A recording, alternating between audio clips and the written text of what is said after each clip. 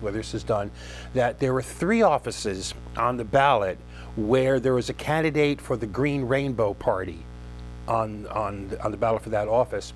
And in each case, those candidates got, here in Carver, about 150 votes, which means there are about 150 of us out here in Carver. If any of you out there in Carver are interested in getting together, getting to know each other a little bit, maybe even trying to make a little noise about some progressive issues, please, whoviating@aol.com, contact me and we'll see if we can get something going. Again, I'm going to mention that the next couple of shows too. All right, we're going to start. I'm going to tell you that I'm not going to have any good news this week because it's been a lousy week. It really has been a lousy week, and I haven't really seen any good news to talk about. For example, this week we had the release of the report on the CIA's use of torture in the wake of the 9/11 attacks. A release which had to be done over the objections of President Hopi Changey and his most transparent administration ever. Now, the release is a good thing, but even though it really just reminds us of the facts that we as a nation can be really every bit as scummy as anybody else and every bit as willing to drop at the first provocation to a level of depravity we ascribe to our enemies, and to remind us that for all of the torture, all the criminality, the only person who's actually suffered any legal consequences for this was a former CIA agent named John Kiriakou, who was sent to prison for being the one to first tell us about the torture. In addition to this week we have our Nobel Peace Prize president swearing up and down that he's not going to expand his lovely little war in Syria and Iraq, and that there's going to be no boots on the ground, but at the same time demanding Congress not pass any legislation that might say he can't do either of those. And at the same time, he's saying he don't need no stinky new resolution to do whatever he wants to do anyway, because, I mean, he's the commander-in-chief, don't you know? All the while describing his role and his authority in terms that could have fit comfortably on the lips of George Bush or of the big Dick Cheney. Meanwhile, on the home front, we have a unanimous Supreme Court declaring that if your employer keeps you after your shift is over for a mandatory security check, that is treating every employee, including you, as a suspected thief, they don't have to pay you for that time that you're stuck there because, after all, you're not actually working. Writing for the court, Justice Clarence Uncle Thomas said that the screening process is not a principal activity of the worker's jobs, one with which the employees cannot dispense if he is to perform his principal activities, quote unquote. Now, the fact that you can't keep your job if you dispense with this humiliating check, which certainly would seem to interfere with your ability to perform your principal activities, that just didn't matter. So before I get to the main part of the show and what I really want to spend time talking about, I'm going to try to cheer myself up a bit. I have not 1, not 2, but 3 Hero Awards. These are awards that we give out on occasion, just when somebody just does the right thing on a matter big or small. Our first hero is Matt Tribe of Ogden, Utah. Now, this past fall, Olive Garden ran this promotion where for $100 you could get this never-ending pasta pass with which you could eat as much pasta as you wanted over the next 7 weeks. Well, he got a pass and then figured that, in fact, he probably could not possibly eat all that pasta. So instead, he embarked on what he called random acts of pasta. He went to various Olive Gardens. He went several times a day, got a takeout order of pasta, and, quoting him, I just go show up at someone's house and brighten their life with some Olive Garden. By the end of the 7 weeks, Tribe had used the pass for himself 14 times and was still able to feed 125 people, including a number who were homeless. Now, of course, no good deed goes unsuspected in our cynical age where it's considered the height of hipness to sneer at anything that smacks of unselfishness. So there are people claiming this is actually a great big marketing stunt by Olive Garden. And of course, like all good conspiracy notions, this one requires the perpetrator of the hoax, in this case Olive Garden, to be both amazingly clever and rock-brain stupid in just the correct amounts and in just the correct ways in order for the conspiracy to hold together and show up the obvious proof of deviousness. Now, Olive Garden denied any involvement in this, except, of course, for providing the pasta, which to the conspiracy theorists only proves that it really is a stunt. For his part, Matt Tribe responded to all the vituperation by tweeting, quoting him, "I genuinely wanted to do something nice for people, and now everyone hates me. Half of the people call me a thief, half of the people say it's a PR from Olive Garden. I'm having a real hard time with it all."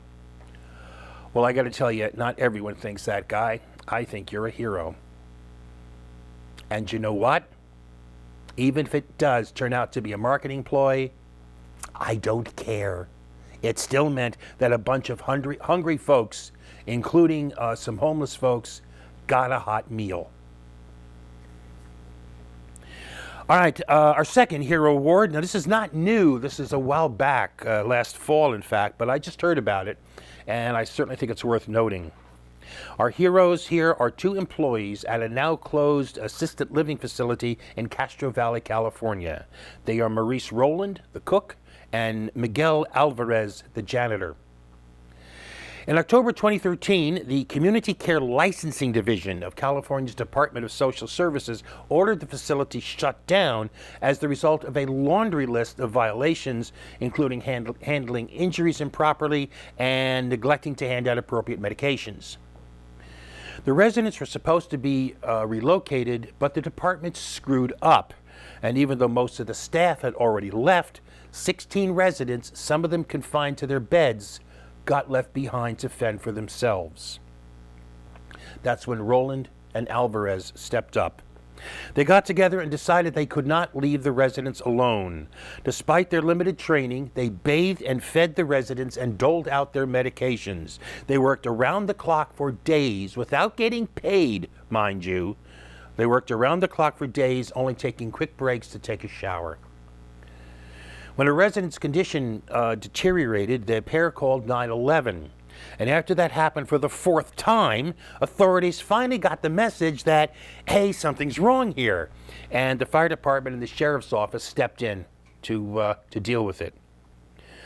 All the residents have been safely relocated, and the incident actually led the California state legislature to pass laws to hopefully prevent this sort of thing from ever happening again. Which leaves only one question for me. Where are the medals for Maurice Rowland and Miguel Alvarez, who clearly are heroes? All right, finally, one more hero award. People have been protesting in New York City to express their outrage over the recent grand jury decisions in the killings of Michael Brown and Eric Gardner. A number of celebrities have also expressed their opinions on the matter, but one celebrity couple has apparently decided to put their money where their tweets are. On Sunday, December 7th, musician John Legend and his wife, model Chrissy Teigen, hired a whole bunch of food trucks to come and pass out free meals to both demonstrators and to the homeless.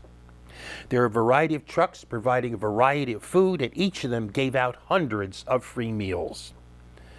Now, the trucks are organized. The actual physical organization was done by Operation Help or Hush, a movement that grew out of Twitter exchanges into actual on-the-streets action. And, by the way, even though they were publicly thanked for this, on Twitter, of course, the couple has not actually directly acknowledged that they were the source of the money for this. Well, taking the action without seeking the credit, I expect is hard for most of us, for most of our egos, and I expect it's even harder for celebrities whose lives really revolve around publicity, which is another reason for me to say here that John Legend and Chrissy Teigen are heroes. And I did that one last because it leads directly into what I want to spend the rest of my time talking about. Last week, I said there was much more to talk about with regard to the Michael Brown killing and in Ferguson, Missouri, and the grand jury decision about that. Little did I know that that discussion would have to be largely put aside to address an even more egregious case, the unpunished killing of Eric Garner. Back on July 17th, Eric Garner was in Tompkinsville, which is a town in Staten Island in New York City. He was accused by cops of selling untaxed cigarettes, of which he apparently did have a history. He protested that he had done nothing wrong, an account that was actually supported at the time by eyewitnesses on the scene. But the cops demanded he put his arms behind his back to be handcuffed, and when he objected, New York Police Department cop Daniel Pantaleo grabbed him from behind, wrapped his arm around Garner's neck, and wrestled him to the ground using a chokehold and pressing his face into the pavement. The other cops swarmed over Garner, climbing on him, pinning him down to the pavement face down. Garner, in a chokehold, with other cops piled on top of him, several times protested that he couldn't breathe. And then he went limp, and later he died.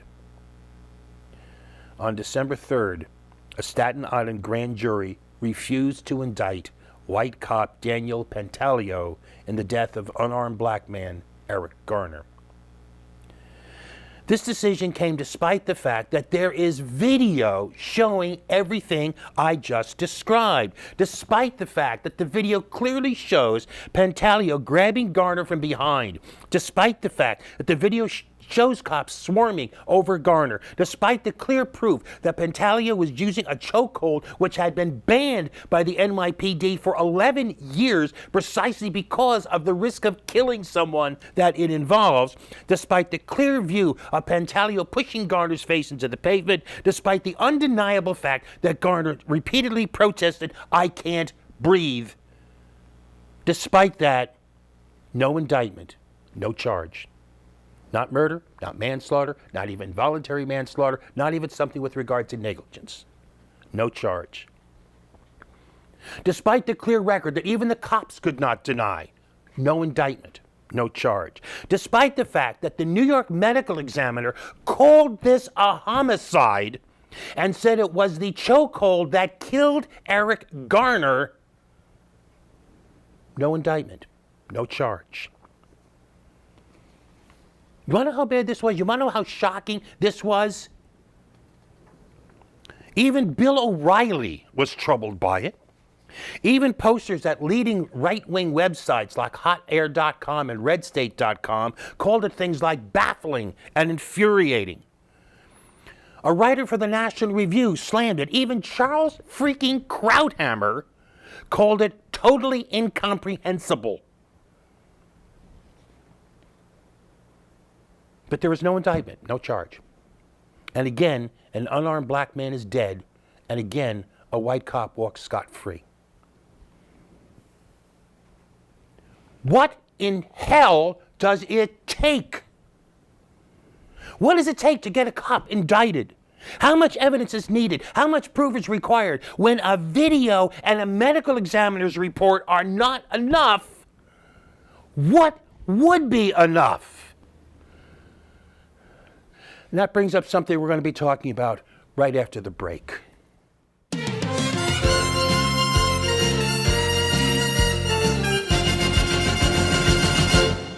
And we're back.